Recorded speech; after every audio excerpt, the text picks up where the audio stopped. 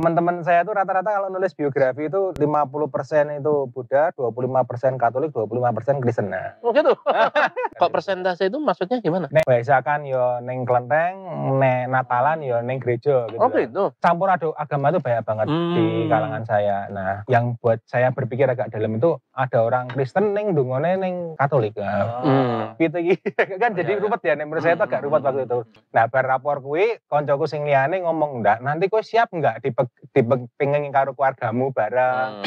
Terus hartane bakal diputus bareng. Wah, aku ora pikirkan ngono aku kan. Oh gitu wae. Gak jadi dulu. Kontrol Z. Bablas aja wis. Terus palang basah gitu. Lanjut deh. Tapi unik ya, tadi kalau kan keluarga besar Buddha, masuk Kristen nggak apa-apa, masuk Katolik nggak apa-apa, kalau masuk Islam nggak boleh. Iya. Assalamualaikum warahmatullahi wabarakatuh. Konco Angkringan, selamat berjumpa. Malam ini kita akan ngobrol-ngobrol dengan seorang mu'alaf yang bukan mu'alaf biasa. Dia adalah Koh Martin. Assalamualaikum Koh Martin. Waalaikumsalam. Masya Allah. Orang salaman, Pak? Oh, salaman. Terus kenalan dulu. Udah dulu. Sudah dulu ya. Kalau tidak kenal harus kenul. Kenal. Oke, Koh Martin.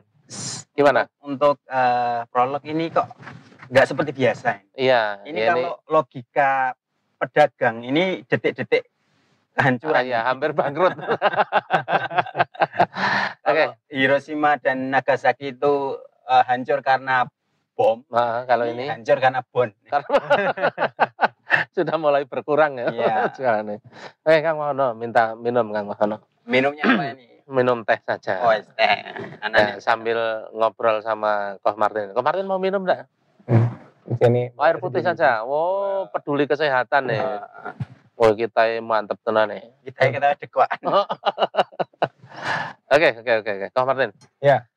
Tahun berapa jenengan pertama masuk Islam?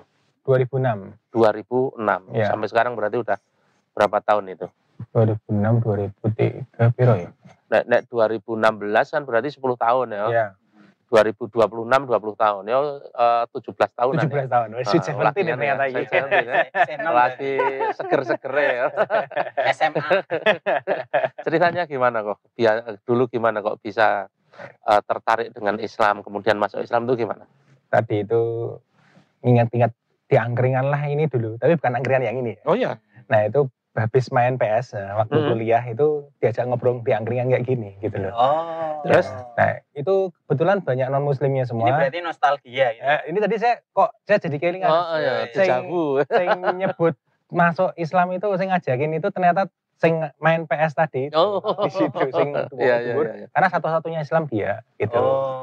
Nah, dia sempat nanyain agama saya apa, belajar agama apa aja, pernah belajar Islam belum, nah gitu. Nanyanya itu. Nah, terus saya tanya, kenapa harus belajar Islam? Lah kan penyempurnaan agama-agama yang lain itu ada di Islam. Nah itu saya tertarik. Itu awalnya tertarik di sana. Tapi bukan berarti kok kemudian langsung digratisi main PS ini. Itu bukan sing duwe Mas, bukan apa? sing duwe. Sebelum Islam jenengan apa? Katolik? Wah, itu apa ini pertanyaannya? Gimana? Teman-teman saya tuh rata-rata kalau nulis biografi itu 50% itu Buddha, 25% Katolik, 25% Kristen. Nah. Oh gitu? Rata-rata teman-teman. Apa itu? Hah? Kalau di KTP apa? Di KTP rata-rata Katolik rata-rata. Tapi realitasnya persentase gitu? Ya, kalau saya KTP-nya Buddha. KTP Buddha. Ya. Kok persentase itu maksudnya gimana? Nek biasakan yo neng kelenteng, nek Natalan yo neng gereja gitu. Oh gitu? Saya itu juga baru tahu, Bu. Dajakan dolan-dolan malam Natal tuh. Malam Natal ya kudune neng neng gereja. Aku dijai ning gereja, Bu. Apik iki kanca-kancaku sing biasane neng kelenteng iki ning gereja. Oh iya. Apik. Terus campur aduk agama itu banyak banget di kalangan saya. Nah, itu salah satunya lagi itu yang buat saya berpikir agak dalam itu ada orang Kristen neng dungone neng Katolik. Gitu kan jadi ruwet ya. Menurut saya itu agak ruwet waktu itu. Bagaimana seseorang beragama itu macam-macam seperti itu dan aneh-aneh gitu ya. Gitu. Dan rata-rata kakek neneknya mereka itu ya kuat banget sebetulnya agamanya. Cuman sampai tiba ning cucu tuh ya akhirnya macam-macam. Kalau kakek neneknya Buddha tadi? kebanyakan kakek neneknya kebanyakan Buddha dan rata-rata aktivis Buddha loh rata-rata. Iya, gitu. iya. Nah, salah satunya karena nggak ada sekolah Buddha. Kalau angkatan saya nggak ada sekolah Buddha. Kalau sekarang ada kan beberapa. Jadi kan tinggal di mana waktu itu? Di Jogja? Saya di dekat Kali Code di Surabaya. Oke. Aku ketae weruh foto dek cilike. Neng di Ngecat. Nah, itu sudah mualaf nah itu. Oh, pas ngecat udah udah mualaf. Udah mualaf. Iya. Itu udah mualaf gitu. Itu awal-awal Sudah lama mualaf. ya? Udah lama itu. Lama. Bukan lagi mualaf. Terus gimana? Dari si siapa yang main PS tadi dikasih tahu tentang Islam gitu. Gimana? Itu cuman tertarik aja gitu loh. Kalau Terus? sebelumnya saya mungkin lewat Yusuf Mansur, terus lewat Agim itu kan saya punya kebiasaan bersih-bersih rumah kan jadwal ya, jadwal adik kakak itu bersih-bersih rumah. Nah, saya jadwal hari Minggu. Nah, Minggu ki saya kurang suka dengan acara yang lain ya. Saya lebih suka cenderung acara ya tadi itu bersih-bersih sama nontonnya nggak ada yang menarik menurut saya, tapi kok yang diceramah kayak gitu. Wis rampung, kurang rampung. Kurang rampung. Nah, ceramah itu yang saya menarik gitu loh. Saya pengen tahu Islam di situ ya. Tapi kalau sebelum itu juga ada waktu SD itu ya Ramadan kan mungkin mesti nonton kan mesti film-film Islami toh, Deddy Mizwar loh. Abang Korong Waktu. Nah, itu juga nonton. Konco Mangan gitu. Jadi banyak ya. Nah, maklumat Islam itu banyak sebetulnya. Dari film. Cuman yang pertama kali sangat tertarik ya gara-gara teman saya itu konco main PS itu jadi. Nggak deket banget juga, cuman dia itu cerita ya kayak gini nih ngobrol nyantai gitu, terus kenapa nggak belajar Islam? Gitu. Nah, waktu itu. Nah, terus saya tanya teman yang lain, belajar Islam belajar apa? Gitu. Belajar sholat, nah gitu.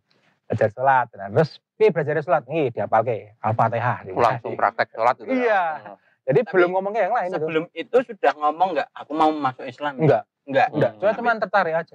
Diajari Al-Fatihah dulu. Iya. Belajar Al-Fatihah. Raiso-iso mas. Suwi raiso-iso. Nah, terus akhirnya ada teman yang ngajarin tuh, karo artine mas, mungkin iso. Wah, karo artine itu saya malah tambah tertarik lagi. Sirotol Mustaqim itu saya tertarik banget itu. Gimana? Jalan yang lurus. Nah, ketertarikan kepada Sirotol Mustaqim itu ya? Nah, yang lainnya kan konsepnya kayak pokoknya rezeki gitu kan, duit harta gitu kan.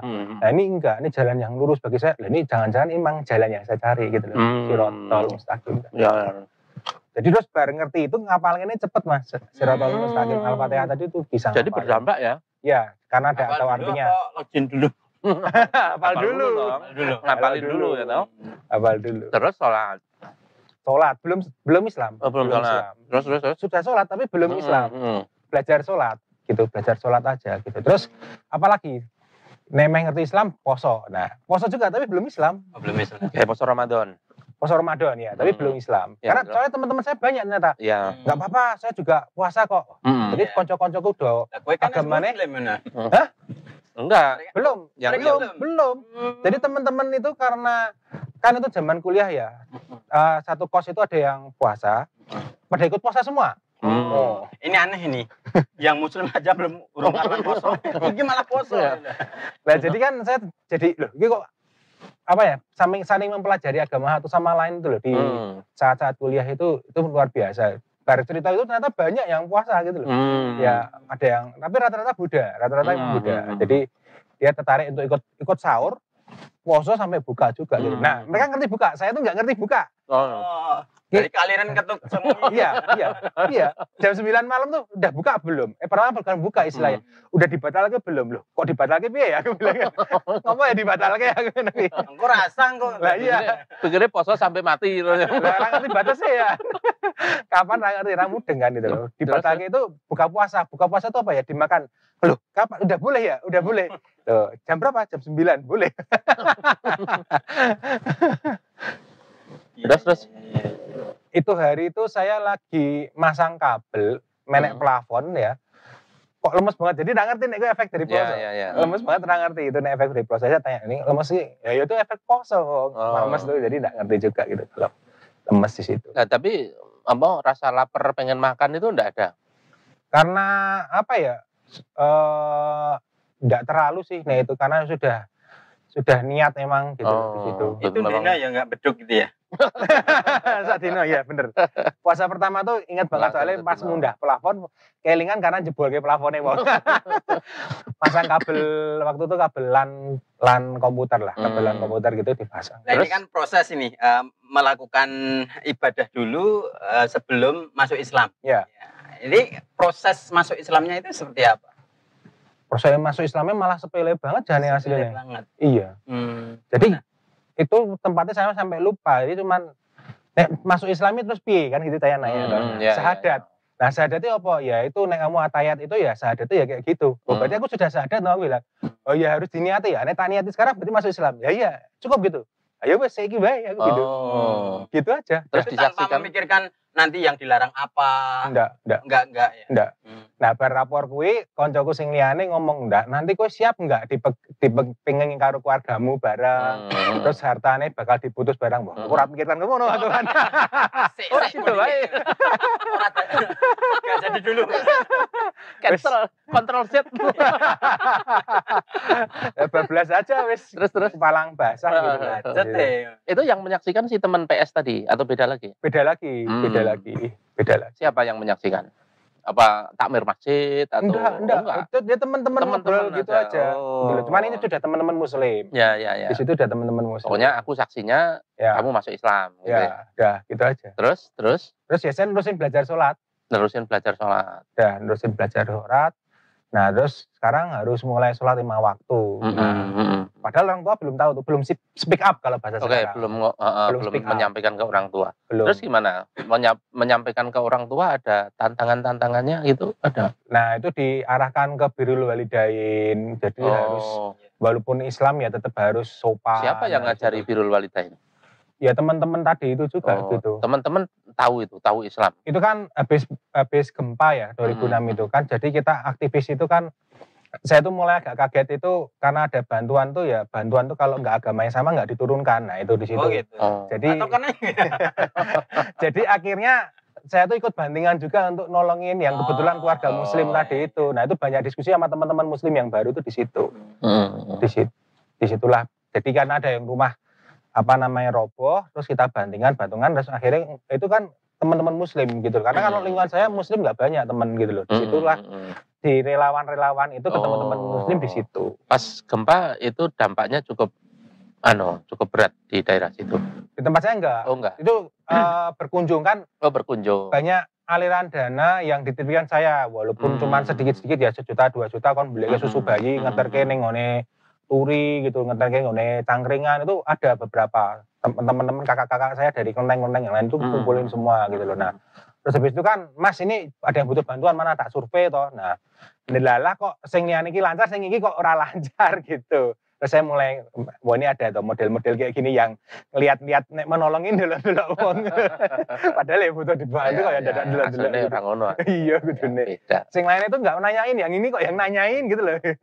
Tapi ya enggak apa-apa, itu mungkin malah jadi saya jadi lebih dekat sama mereka kan. Akhirnya pekewo terus ini bandingan dewe panitia. Sana mungkin juga khawatir, kok kayak aku direkrut. Gue konlogin dah. Terus gimana tadi tantangan dari keluarga? Nah itu kan Birrul Walidain gitu ya, harus segera nggak boleh bikin ini ya.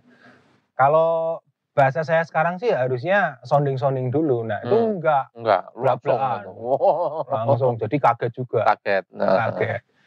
Kaget itu terus akhirnya diajakin ke sama saudara-saudara yang rodo mengenal Islam biar dinasihati kontrol set. Biar kontrol set gitu. Nah, ditanyain saya nggak mudeng ngomong belajarnya Al-Fatihah toh. Sini ini nggak mudeng semua gitu. Nah, itu muter sampai beberapa keluarga. Itu muter sampai beberapa keluarga. Nah, keluarga waktu itu berapa tahun tadi? 2006 itu. 2006. Berapa tahun berarti? Belum sampai berapa tahun itu masih 0. Lagi awal. Umurnya. Oh, iya. Umurnya berapa ya? Tit. Ya zaman-zaman kuliah. Tapi ra hidden lah. Usianya 17 tahun, usia keislamannya. Lagi kuliah itu. Kuliah semester terakhir lah. Kuliah S3. Wow. Oke. Terus tapi unik ya, tadi kalau kan keluarga besar Buddha, masuk Kristen nggak apa-apa, masuk Katolik nggak apa-apa, kalau masuk Islam nggak boleh gitu. Iya. Karena itu kan SD, TK, SMP itu Katolik, yang SMA, kuliah itu itu Kristen gitu loh. Emang beda banget Mas, beda banget. Gitu. Ya, termasuk penjelajah berarti. Makanya tadi kan teman saya bilang, aku ceritanya kayak ngono ora sinau Islam. Oh iya, wis kono di sinau nih. Sisa. Ini saya ngurung iki. Iya, gitu. Oke. Hangat obrolannya, Citu Solusi.